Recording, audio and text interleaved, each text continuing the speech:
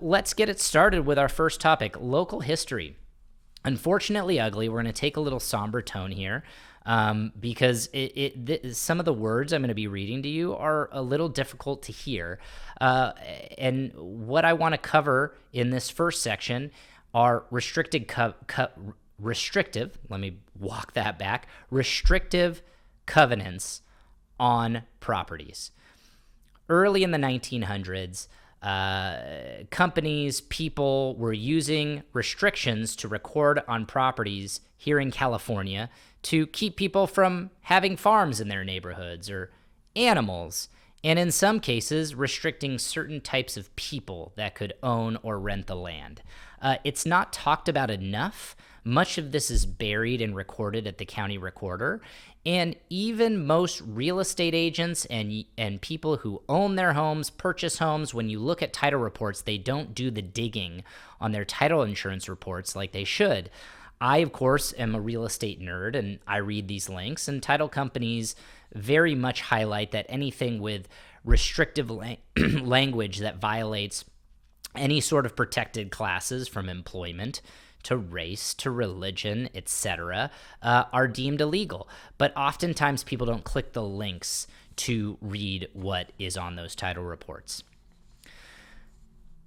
Now getting to Palos Verdes. If you know local history, Palos Verdes was a bare hill, so to speak, and it was sold off as a big piece of land, and I'm speaking from memory here, but it may be wrong. I believe it was called Ranchos de los Palos Verdes back in the day. And early on in the 1900s, I think it was sold to a local Palos Verdes family, or they were from New York, the Vanderlips, and they relocated to Palos Verdes to develop the hill. And they developed most of the hill and sold portions of the hill, etc. And it implemented to execute on development and selling off pieces of land, etc., the Palos Verdes Corporation was formed. And the Palos Verdes Corporation controlled a lot of the land.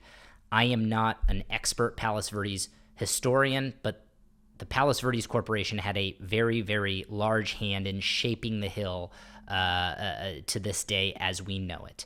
And I want to share a title report that I received on a property that I sold in Rancho Palos Verdes last year. And I was clicking through the title report.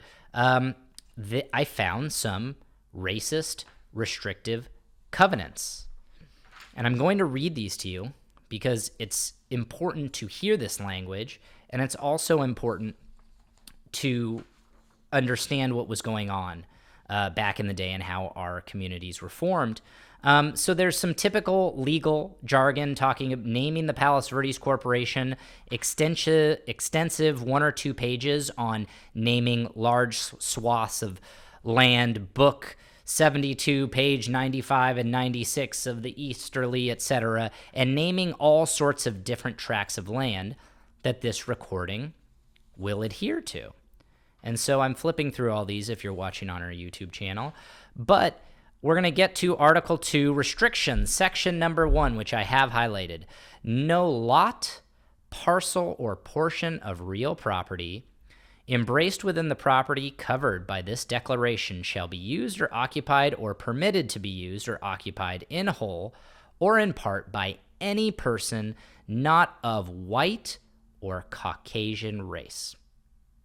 Let me stop there. These are large parcels of Palos Verdes that are getting racially restrictive covenants to prevent anyone from occupying or owning any property, lot, or home in Palos Verdes, or at least with distinction to these pieces of land, which were significant, that they could only be occupied by someone of the white or Caucasian race.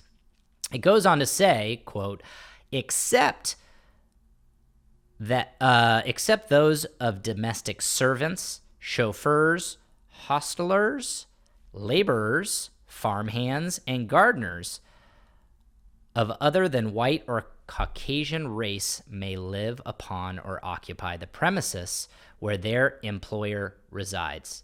So there is an out for laborers and employees and farmers and gardeners who service those white residents or landowners or tenants, but only if they are there where their employer resides. It shows you how deep how deep the racist roots were here, at least in Palos Verdes, and that it was being recorded on property to keep everyone off the hill unless you were white. That is the unfortunate history of the Palos Verdes real estate market, and I will tell you, it's not distinct and solely Palos Verdes. It's all over the South Bay. It's all over Los Angeles, but obviously here we're talking about Palos Verdes, and that no one, at least in these large parcels, and I bet you can find it in most recordings in Palos Verdes, no one was allowed to live on the hill unless you were white at the beginning of the development of Palos Verdes.